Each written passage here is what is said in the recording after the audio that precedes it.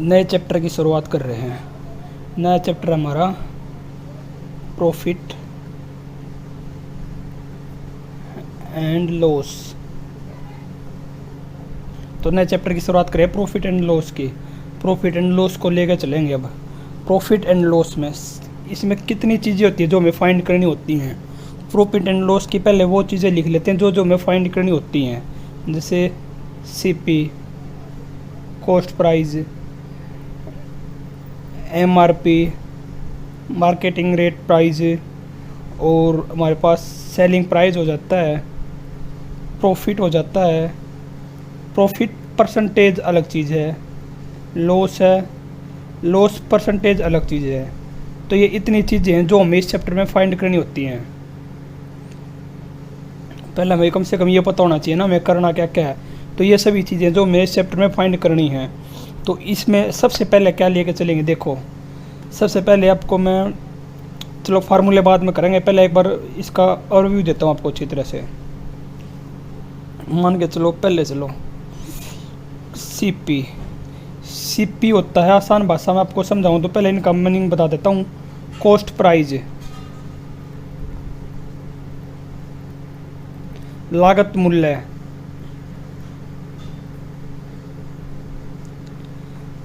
लागत मूल्य, क्रय मूल्य। सीपी समझ गए। सीपी हमारा क्रय मूल्य होता है, लागत मूल्य होता है, कॉस्ट प्राइस होता है। मतलब कोई भी मान के चलो हमने कोई टॉइस बनाया, एक टॉइस मान लो, ये टॉइस बना दिया। इस पे जो भी किसी भी कंपनी भी जो भी लागत मूल्य आई है बनाने में,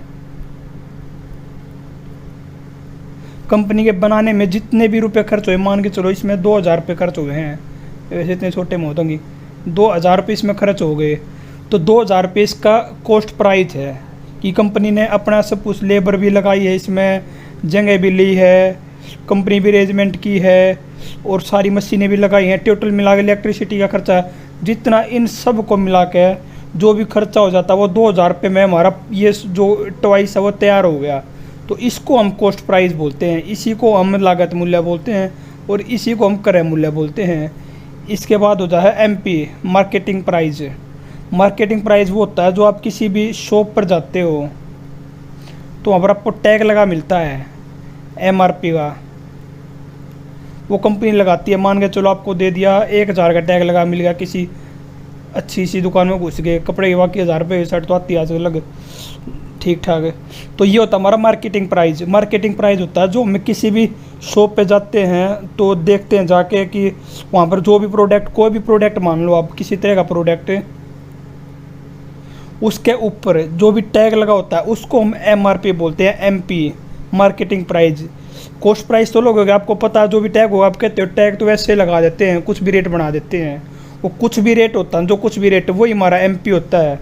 और वो आपको पता होगा, अगर टैग लगाओगे जितना ये है या कम कर दिया, इसको 3000 करो, इससे तो ज़्यादा ही लगाओगे क्योंकि बीच में 1000 रुपये तो वो भी बचाएंगे, 1000 रुपये तो कंपनी भी बचाएगी। उसको जो एमआरपी है वो एमआरपी अगर 2000 का बना, कम से कम कंपनी वाले 3000 लगाओगे उस पर। हम जाकर देखते हैं तो 3000 ही मिलता है उस पर, तो उनकी लागत मूल्य तो 200 होते हैं, इसको हम एमपी कहते हैं। इसके बाद होता है हमारा एसपी। अब हमें यहाँ तक का तो मान के चलो, हम जो आदमी हैं हमें यहाँ तक का तो पता नहीं होता इससे पीछे क्या हुआ, जो भी कस्टमर गया है दुकान पे, इससे पहले का कुछ नहीं पता, इस लाइन से पहले का क्या है क्या नहीं है कुछ नहीं है। हम सिर्फ इतना देखते हैं, ये सारा कंपनी का अपना फंडा है, तैयार व्यार करा के शोरूम में पहुँचा देती है ऐसा टैग लगा के। ये पीछा कंपनी का है सारा फंडा, आपका नहीं है। एक बार बेसिक से इसको समझ लो, क्योंकि पूरे चैप्टर में सीपी एमपी फिर मुझे रहोगे कि क्या क्या हुआ, सीपी क्या हुआ, एमपी क्या हुआ। पर इसको बेसिक से समझ लो, क्योंकि अगर बेसिक पकड़ लिया नहीं, ये चीज़ें अच्छी तरह दिमाग में चढ़ गई तो उसके बाद किसी तरह की कोई दिक्कत नहीं आने वाली। कम से कम जो टर्म्स लिख रखे हैं इनको तो अच्छी तरह जानोगे कि ये टर्म है क्या, वरना एसपी सीपी चैप्टर में लिखते रहेंगे, एमपी सीपी का पता नहीं चला है तो फिर फ़ायदा क्या करने का। अब सीपी का पता होगा तभी तो आगे कुछ सोल्व करोगे। तो एक बार इन टर्मों को अच्छी तरह समझ लो। सबसे पहली बात जो हमारी, अब सेलिंग, इसको कहते हैं सेलिंग प्राइस। सेलिंग प्राइस, विक्रय मूल्य, विक्रय मूल्य मतलब जिस कुछ भी लो, जिस मतलब जिस प्राइस पे प्रोडक्ट बिका है, जरूरी थोड़ा ना उस पर टैग इतना लगा दे तो हम उतने रुपये का ले हुए हैं। हम कहते नहीं उसको जाके, आप बोलते हो उसको कि भाई डिस्काउंट दे, ये तो मान गया ठीक है तेरा 3000 पर, इस पर डिस्काउंट दे। आप कह दोगे मैं तो इसको लूँगा 2700 की, उससे डिस्काउंट मांगोगे, इसको डिस्काउंट बोलते हैं। अब बोलोगे इसको MRP 3 है, मैं ना लूँ, मैं तो 2700 की ही लूँगा। फिर आपके साथ कोई होगा या ठीक है, कुछ भी ये क्या बन गया, चलो ठीक है। कोई भी होगा नहीं 2700 तो महंगे हैं, ये कहेगा ठीक है ठीक है, ये कहेगा नहीं महंगे हैं, इसको लो तुम 2500 में। फिर ये कहेगी भैया मैंने बोल दिया कि तुम्हें 2500 में ही लूँगी या लूँगा, कुछ भी मान लो। अब ये कुछ कहेगा नहीं, ये चुपचाप रहेगा यहाँ पे टेप लगा के। तो उन्हें कह दिया चलो ठीक है आप 2500 में ले जाओ। अब 2500 में इस शर्ट को ले गए, शर्ट मान गए चल पड़ो 2500 रुपये में शर्ट को ले गए, तो लास्ट में अब पूरा घूम के फिर के आ जाओ, आप कितने में ले गए 2500 में, ये उसका सेलिंग प्राइस हो गया। अब देखो इन सभी चीज़ों को एक बार और देख लेना अच्छी तरह, क्योंकि बेसिक क्लियर होना चाहिए ज़बरदस्त। अब आगे चलते हैं। देखो जो सीपी था, मैं सीपी लिखूँगा डायरेक्ट, कंपनी ने 2000 रुपये लगाए थे उस पर, टी शर्ट मान लो, और जो टैग लगा दिया कंपनी ने वो ला दिया उस पर 3000 का। फिर आपने क्या कराया, मान के चलो आप हो, दिल्ली वाले नहीं आप, इसीलिए AA लिखा है, AAA, ताकि कोई दिक्कत ना रहे। आपने कहा 2700 में लूँगा, पर कोई और आया, कोई आपसे जुड़ा हुआ रिलेटेड, उसने कहा नहीं 2500 में ही लूँगा या लूँगी, तो बात आखिर में 2500 की हुई। अब ये क्या हुआ, ये हो गया सेलिंग प्राइस। अब बात करते हैं कंपनी की। देखो कंपनी को क्या कुछ रहा, कंपनी को सिर्फ अब कंपनी की बात पे आ जाओ। कंपनी ने प्रोडक्ट बनाया था, उसकी कॉस्ट प्राइस लागत मूल्य क्रय मूल्य नहीं, हाँ क्रय मूल्य उसका 2000 रुपये था, ठीक है। कंपनी ने MP लगा दिया, यहाँ जाओ CP SP MP, कंपनी ने डायरेक्ट 2000 रुपये लगा दी उस पर, प्रोडक्ट पे लागत मूल्य हुई कंपनी की। उसके बाद कंपनी ने फिर क्या करा, टैग लगाया, कितने का 3000 का, कि कुछ ना कुछ टैग लगाऊंगा। अगर फिर आपने क्या करा 3000 में, तो उसको ली 2500 रुपये में। ये सिस्टम रहा था पूरा, अब तक का खेल इतना ही है कि कंपनी का 2000 रुपये लगे थे, उन्होंने टैग लगा दिया 3000 का MP, जो मार्केटिंग प्राइस बना दिया, और आपने सेलिंग प्राइस जो उनका बिका वो 2500 रुपये का प्रोडक्ट उनका बिका, जो आपने 2500 का लिया है। अब कंपनी को क्या नुकसान क्या फ़ायदा हुआ, देखो सबसे पहले टैग पे आ जाओ। कंपनी ने कितने एक्स्ट्रा लगाए थे, 1000 रुपये एक्स्ट्रा लगाए थे कंपनी ने, ये डायरेक्ट समझो ठीक है। और फिर कंपनी ने इन 1000 रुपये में कितना छोड़ना पड़ा, 500 रुपये कंपनी को छोड़ना पड़ा। और कंपनी को फ़ायदा क्यों हुआ है, कितना हुआ है, 200 की बनी थी, इतने का बिक गया, प्लस 500, ये कंपनी का फ़ायदा है। तो देखो जो इसको कहेंगे ना, जो 3000 रुपये ये दिया है, अब यहाँ से देखो सेलिंग प्राइस, सेलिंग प्राइस से भी नहीं, कॉस्ट प्राइस से भी सेलिंग प्राइस में बात आ रही है, MRP से भी सेलिंग प्राइस भी आ रही है, दोनों जगह बात आ रही है हमारी सेलिंग प्राइस में कि बिका कितने का है। अब यहाँ पे क्या है, देखो सबसे पहले 1000 रुपये ज़्यादा लगाया था, ये हो गया, इसको बोलेंगे मार्कअप। मार्कअप मतलब कितना मार्क ज़्यादा किया, कितना रुपये ज़्यादा किया है, 1000 रुपये। उसके बाद जो मार्कअप 1000 रुपये ज़्यादा किया था, उसके बाद कितने में दिया उसको, आपने क्या किया, आपको जाते हो शर्ट का टैग दे के आप कहते हो डिस्काउंट दो, हमको डिस्काउंट ही तो मांगते हो, ये थोड़ी ना कहते हो कि प्रॉफिट या लॉस दो, डिस्काउंट ही मांगते हो। तो यहाँ पर आपको डिस्काउंट कितने का मिला, डिस्काउंट मिला आपको 500 रुपये का, क्यों, क्योंकि 3000 रुपये थी, ये डिस्काउंट हो गया। इस पूरे प्रोडक्ट की, एक शर्ट की बात चल रही है, इस प्रोडक्ट पे इस शर्ट की पूरा खेल इसका समझना। अगर ये समझ गए तो कहीं भी किसी भी चीज़ से पढ़ लियो, किसी भी टीचर से कहीं भी कैसे पढ़ लियो, कोई प्रॉब्लम आने वाली है ही नहीं, क्योंकि मेन खेल इसी का होता है। ये आगे तो फिर इसी से घुमा फिरा गया होगा। अब देखो, अब कंपनी 2000 रुपये का सामान था, 2500 में बिक गया, तो क्या हुआ यहाँ पे? 2000 की शर्ट थी, उन्हें रेट ज़्यादा लगा दिए तो भी 2500 रुपये में बेच दी। यहाँ पर हुआ उसको प्रॉफिट, कितने का हुआ? प्लस 500 का। ये क्या? डिस्काउंट। अभी इन तीनों चीज़ों पे काम होगा। प्रॉफिट कैसे आया? सेलिंग प्राइस और कॉस्ट प्राइस से, इन दोनों से। डिस्काउंट किससे आया? एमआरपी और सेलिंग प्राइस से।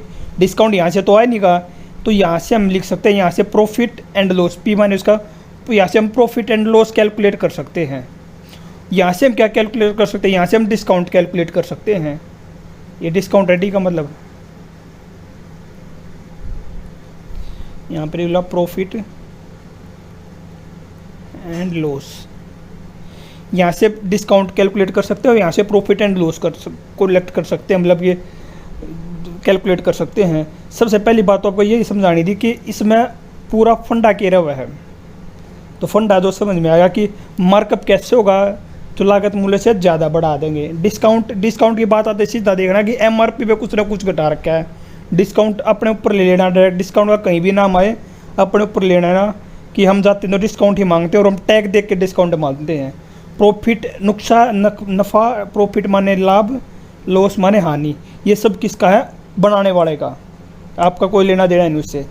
आपका लेना देना होगा तो आप बनाने वाले खुद बन जाओगे जिस दिन आपका लेना देना होगा। तो अब ये यहाँ तक सीमित रहो बस। प्रॉफिट एंड लॉस पता चल गया, यहाँ पर प्रॉफिट एंड लॉस कैलकुलेट करेंगे, यहाँ पर डिस्काउंट कैलकुलेट करेंगे।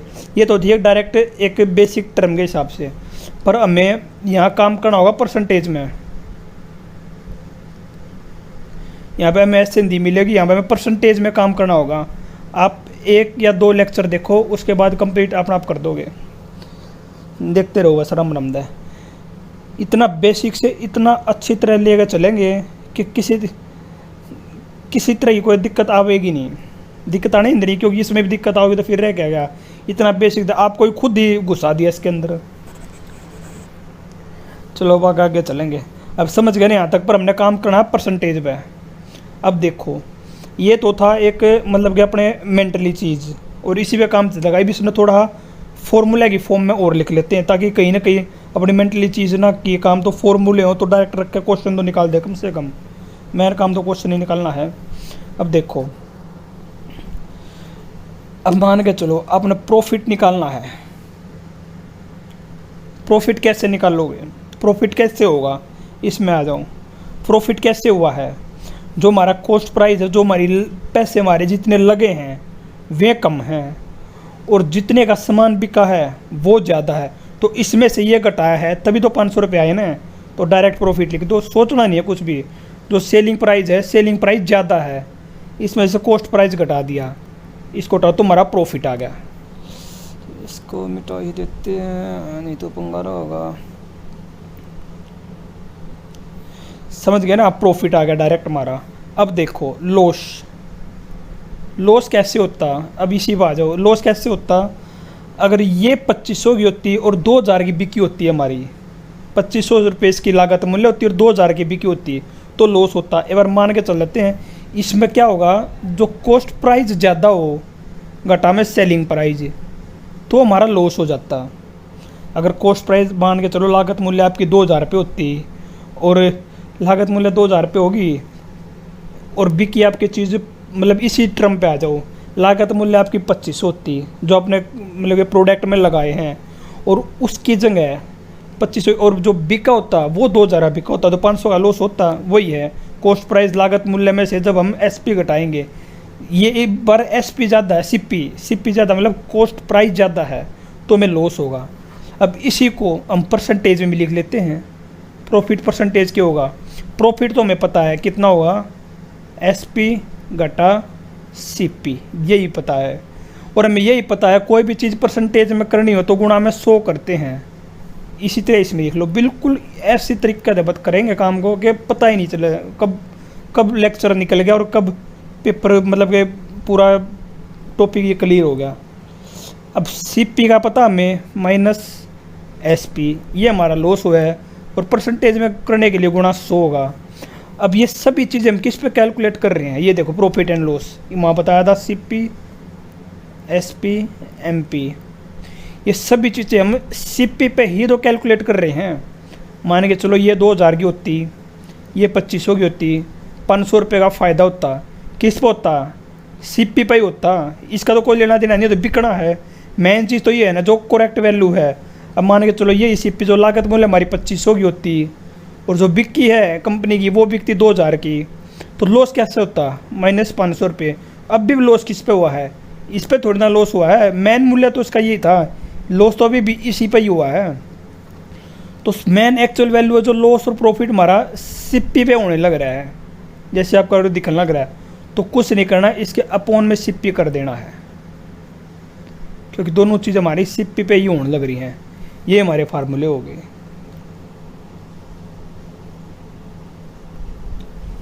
हटाओ इसको।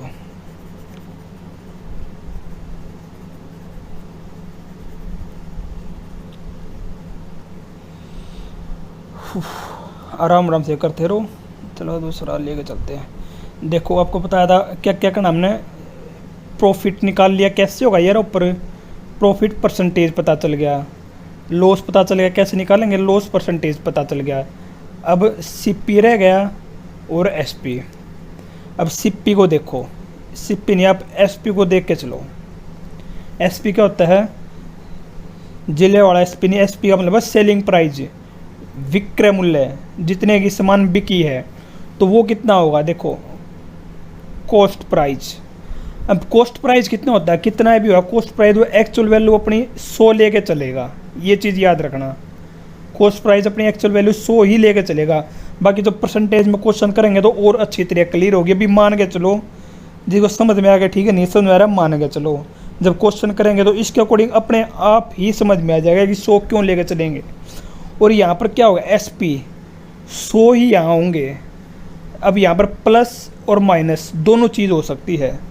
प्लस में प्रॉफिट एंड लॉस परसेंटेज, आपको पता है प्रॉफिट के लिए प्लस करेंगे, बीच में थोड़ा बड़ा लगा दें, एक लॉस के लिए माइनस करेंगे, यो हमारा SP हो जाएगा, सेलिंग प्राइस। सेलिंग प्राइस का फार्मूला ये है, थोड़ा और लिख देता हूँ इसको, CP/100 गुना 100 माइनस या प्लस प्रॉफिट लॉस परसेंटेज, ठीक है। और इसी तरह SCP हो गया हमारा, SP CP का क्या होगा? CP का डायरेक्ट होगा, CP के लिए हमें SP मिलेगा। CP की वैल्यू क्या बताई थी निकालने के लिए? यहाँ पर वो वैल्यू लिखते हैं जो निकालनी होती है। CP की वैल्यू हमेशा 100 लेके चलेंगे, जैसे यहाँ 100 लेके चले थी CP के साथ। और यहाँ पे मैं SP निकालना था तो SP की वैल्यू लिख रखी थी, वो आपको बताऊंगा मैं जब क्वेश्चन करेंगे। परसेंटेज दी होंगे उसके अकॉर्डिंग समझ में आ जाएगी ये चीज़, अभी मान के चलो इसको। और इसके पट्टे में CP लिखेंगे। CP की वैल्यू क्या है? यही है CP की वैल्यू, SP की value 100 plus minus profit and loss percentage, ये मान के चलना। इसमें CP की वैल्यू यही है और SP की वैल्यू 100 है। तो ये दो फार्मूले हमारे यहाँ से हो गए। यहाँ से हम CP SP निकाल सकते हैं। तो यहाँ से हमारा कौन कौन सा क्या क्या चीज़ सॉल्यूशन हुआ है? हमारा प्रॉफिट निकल गया, प्रॉफिट परसेंटेज निकल गई, लॉस निकल गया, लॉस परसेंटेज निकल गई, CP निकल गया, SP निकल गया। अब ये सभी चीज़ें अच्छी तरह समझ में आ गई होगी आपको। अभी देखो थोड़ा इसका एग्जाम्पल लेके चलते हैं, कुछ भी मान के चलो यही समझा देता हूँ। एक बार इसका एग्जाम्पल लेके चलते हैं ताकि थोड़ा बहुत क्लियर हो जाए। नेक्स्ट पेज पर आ जाओ। देखो CP SP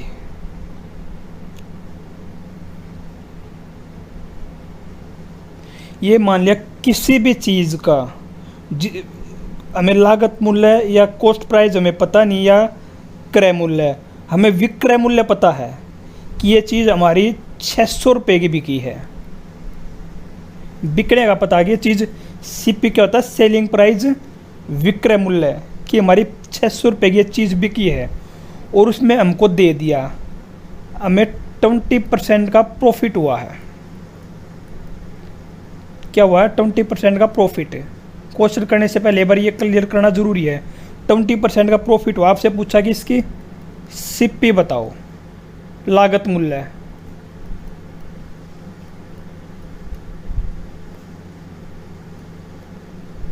इसकी लागत मूल्य बताओ। अब फार्मूला वही यूज करना है, पहले तो फार्मूले के अकॉर्डिंग, फिर डायरेक्ट फ्रैक्शन के अकॉर्डिंग, मतलब कि डायरेक्ट कर लोगे। जो डायरेक्ट है वो भी फार्मूला ही है, पर ये बात है एक बार पहले फार्मूले से करो, क्योंकि माइंड सेट होना बहुत ज़रूरी है। सीपी का फार्मूला क्या था, एसपी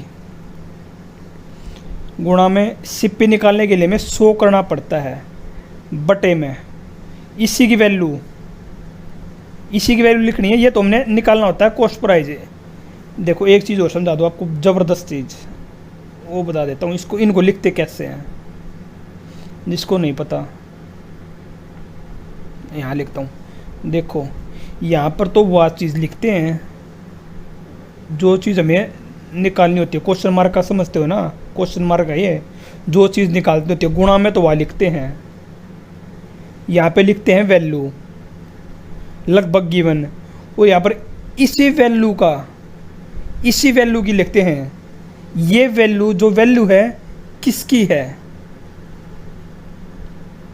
वैल्यू इसी की वैल्यू लिखते हैं यहाँ पर। यहाँ पर हमेशा वो निकलते हैं जो हमें निकालना है। इस चीज़ को दिमाग में रट लो, 5 बार याद करो इसको, 5 बार। यहाँ पर वैल्यू, यहाँ पर ये वैल्यू किसकी है उसको, और यहाँ पर जो हमें निकालना है। ये सबसे मान के चलो गोल्डन है, हर जगह काम आएगा, हर जगह पूरा अर्थमेटिक में, हर पूरा मैथ में, कंप्लीट मैथ में काम आएगा फार्मूला। बस तो बार बार इसको यहाँ सेट कर देते हैं ना, वो इसी से ही करते हैं सेट। वैल्यू देखेंगे क्या वैल्यू है, किसकी वो वैल्यू है, और क्या हमें चाहिए है। अब यहाँ पर वही देखने लग रहे हैं हम। एसपी वैल्यू है, एसपी ये किसकी वैल्यू है, 100 प्रॉफिट वाला प्लस 20% की वैल्यू है, और चाहिए क्या, सीपी हमें चाहिए 100। अब देखो सीपी निकालते हैं, 600 अपॉन में या गुणा, मान लो इसकी वैल्यू कितनी है, वैल्यू किसकी है इसकी, 100 जमा 20 कितना हो जाएगा, 120, और गुणा में कितना है 100। डायरेक्ट गया इससे ये गया 5, डायरेक्ट हमारा कितना आ गया 500 रुपये आ गया ना, तो ये हमारा 500 रुपये होगा। अब यहाँ से मैं आपको थोड़ा बिल्कुल हर तरह से घुमा के रखूँगा। देखिए हो गया। अब पहला क्वेश्चन दिया हो गया, जाओ वही आ गया। तो अब ये क्वेश्चन आ गया। अब इसको भूल जाओ। अगर मान लो दूसरा क्वेश्चन हमको दे दिया कि हमारे पास सीपी 500 रुपये है और प्रॉफिट हुआ है 20%, तो एसपी बताओ। अब वही बताया था आपको, देखो फार्मूला वही सेम लगाना है, सीपी। ये फ्रैक्शन से भी हो जाएगा, फ्रैक्शन से भी करेंगे, पर पहले फार्मूले से करो, उसके बाद फ्रैक्शन यूज करना है। पहले फार्मूला, और ये कोई फार्मूला नहीं है, हम वैसे भी इसको करते हैं, उसके बाद फ्रैक्शन। ये फ्रैक्शन से भी होगा, पर पहले पर बेसिक चलो, बेसिक फार्मूले से होगा, फ्रैक्शन बाद में, उसके बाद अपने आप उड़ा दोगे, कोई ज़रूरत नहीं है फ्रैक्शन करने, क्योंकि वैसे माइंड में कैलकुलेट कर दोगे। अब सीपी निकालना है, डायरेक्ट क्या करोगे, वही वैल्यू किसकी दे रखी है, नहीं यहाँ पर एसपी निकालना है। वैल्यू किसकी दे रखी है, सीपी 500। सीपी की वैल्यू कितनी होती है, यहाँ बताया था 100। फाइंड की कितनी करनी है, एसपी की, एसपी फाइंड करना है। एसपी की क्या होती है, 100 plus minus profit and loss percentage. तो वही कर दो एसपी निकालने के लिए, 500 बटे 100। यहाँ पर क्या हुआ, प्रॉफिट हुआ है, गुणा 100 में प्लस 20 करोगे परसेंटेज, तो कितना आ जाएगा, एक स्टेप करना लग रहा है, 100 गुणा में 120, इसे कट गया 12 पंजे 60, ये आ गया 600 रुपये। एसपी निकला। दोनों चीज़ प्रूफ होगी हमारी, एसपी और सीपी की सही फार्मूले से। देखो ये फार्मूला पूरे मैथ में काम आएगा। अब ये फार्मूला करके ना इसको परसेंटेज में लगा दो, किसी भी चैप्टर में ला के देख लो, उससे में फिट हो जाएगा। वो रेशो में लगाओ, किसी भी चैप्टर में लगाओ, हर चैप्टर में ये फार्मूला फिट हो जाएगा, इसको याद रख लो। क्योंकि यहाँ भी मैंने वैल्यू लिखी है, इसी की लिखी कॉस्ट प्राइस की, और यहाँ पर सीपी की लिख दी, जो हमें चाहिए है एसपी की। क्या फाइंड करना था, मैं एसपी फाइंड करना था, एसपी की लिख दी। अब देखो, अब यहाँ पता चल गया, मैं कॉस्ट प्राइस निकल गया, सीपी निकला, फार्मूला हो गया। अब प्रॉफिट निकालना, प्रॉफिट कैसे निकलेगा, प्रॉफिट का आपको बताया था हमने। जब इसी में वो सारी चीज़ निकाल के दिखा रहा हूँ आपको जो होनी चाहिए। सेलिंग प्राइस ज़्यादा होना चाहिए माइनस कॉस्ट प्राइस, ये निकल गया। इससे ज़्यादा है तो कितना निकल गया हमारा 100 रुपये क्या हुआ प्रॉफिट हुआ 100 रुपये। अब इसी को प्रॉफिट परसेंटेज में निकाल लो। पिछले वाले जो अभी अभी कराया था ना उसको देख लियो, उसी वही है अभी तक टोटली बिल्कुल बेसिक, इससे बेसिक कुछ नहीं हो सकता। प्रॉफिट के लिए क्या बताया था आपको, प्रॉफिट किस पर निकल रहा है, अभी यहाँ पर प्लस 100 रुपये निकल रहा है हमारा प्रॉफिट, क्योंकि यार डिस्काउंट का तो कुछ लेना देना नहीं होगा। कॉस्ट प्राइस और सेलिंग प्राइस है वो तो हमारा MP पे है डिस्काउंट का, तो उसको तो सोचिए को ना, जो हम टैग लगा रहे हैं उस पर मांगते हैं डिस्काउंट। यहाँ पर ये कंपनी का मामला है सारा। तो कितना हुआ हमारा प्रॉफिट 100, प्रॉफिट तो लिखना ही लिखना है। गुणा में क्या लिखोगे प्रॉफिट के लिए, परसेंटेज निकाल रहे हो 100 यहाँ लिखेंगे। अगर परसेंटेज निकाल रहे तो नीचे क्या आएगा, ये देखो नीचे 500। ये प्रॉफिट हुआ किस पर है, 500 की वजह से हुआ। अगर यहाँ पर 600 होता तो लॉस हो जाता, इसका मेन वजह इसकी है तो 500।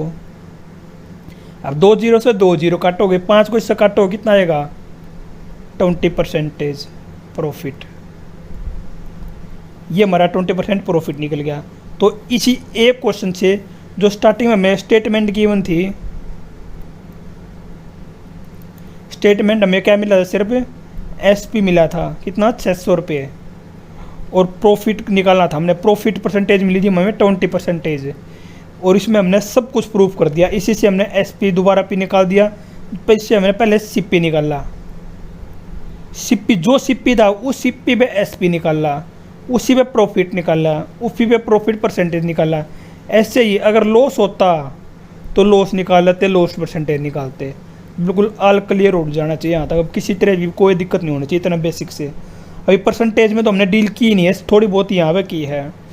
अब जो क्वेश्चन होंगे वो सारी परसेंटेज में डील करनी है हमने। ये था ऐसा बेसिक था, इतना बेसिक था कि जीरो ही मान के चलो। इसको 3-4 बार देख लियो, कहीं कोई भी क्वेश्चन कैसे करने में दिक्कत आ सकती है, समझने में दिक्कत नहीं आएगी। चलो अब आगे चलते हैं।